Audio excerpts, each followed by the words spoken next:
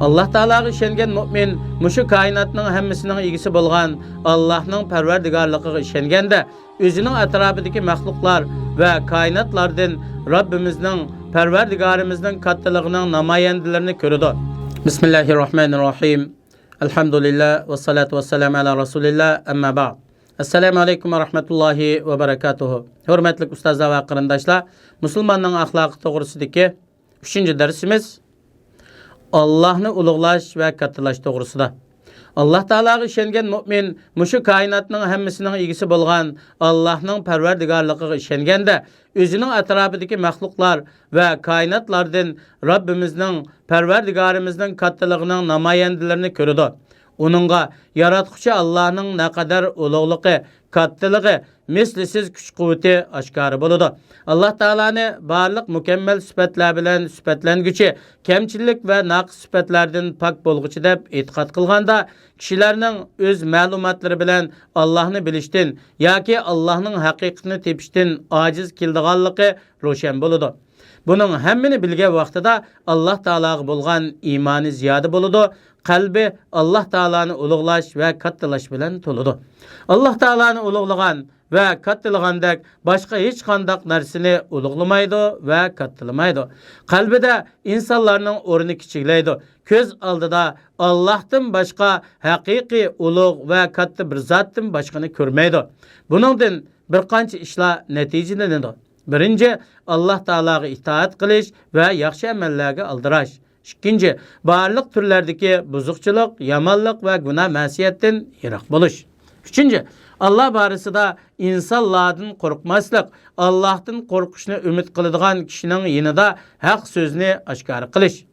Üçüncü, Allah Taoladan qo'rqish to'g'risida. Allah bilan bo'lgan adabning eng kattasi Allohdan haqiqiy qo'rqish bo'lib, bu Allah Taolaning yuksakligi, o'z xalqiga bo'lgan ulug'ligi, qudratining kattaligi, azobining qattiqligi, o'zining rasulining va yaqin kishilarning dushmanlaridan intiqom olishi, dunyoda ularga tushiradigan azobning dard ekanligini bilishdan paydo bo'ladi. Shuningdek, Allah Taolaning Qur'oni Karimda azob to'g'risida keltirgan oyatlarini Allohning dushmanlariga qabrda va jahannamda bo'ladigan turli azoblarni o'ylash va tafakkur qilishdan paydo bo'ladi. Musulmon Allah Taolaning o'z xalqining hammasini xolis azoblashga qodir ekanligiga, uning hukmini hech kimning qaytara olmaydiganligiga, Allohning azobini sifatlash va tasavvur qilishga aql yetmaydiganligiga to'liq ishonch qilsa, bu musulmonda Allah Taoladan haqiqiy qo'rqish, eyminish va azobidan ansirashni paydo qiladi. Bu qo'rqish qalbga to'ladi, tomirlarga singib qon bilan birga oqadi. Bu qo'rqinch musulmonni Allah Taolaga osiylik qilishdan to'sidi. Allah Taolo g'azab qiladigan ishni qilishdan cheklaydi.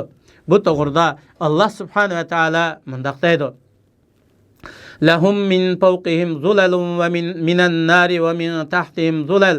Zalika yukhawwifullohu bihi ibadahu ya ibadi fattaqun. Oyatning qisqa tarjimasi: ularni ustidanmi qatma-qat o't, ostidanmi qatma-qat o't urib Shu qattiq azob bilan Allah bandalarini qo'rqitadi. Ey bandalarim, azobimdan qo'rqinglar. Allah Taala yana mundaq deydi: "Va kazalika anzalnahu Qur'anan arabiyyan wa sarratna fihi min al-wa'id la'allahum yattaquna aw yuhdithu lahum zikra."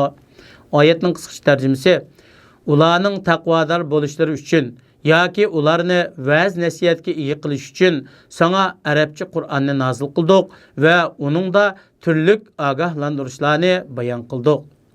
Allah Taoladan bo'lgan bu qo'rqish musulmonga eng manfaatli bo'lgan ishlarning biridir.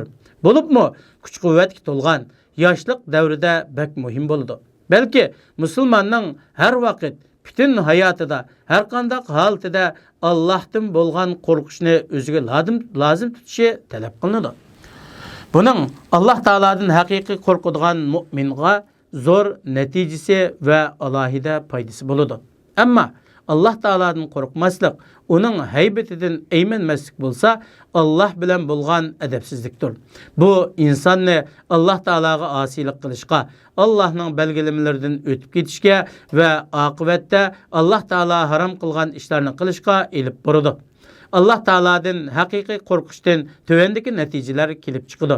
Birinchi, Allah Taalaga asilik qilishdan saqlanish va yiroq bo'lish. Ikkinchi, farz, vacib amallarga yuzlanib, uni o'z vaqtida ado qilish va uni muhofazat qilish.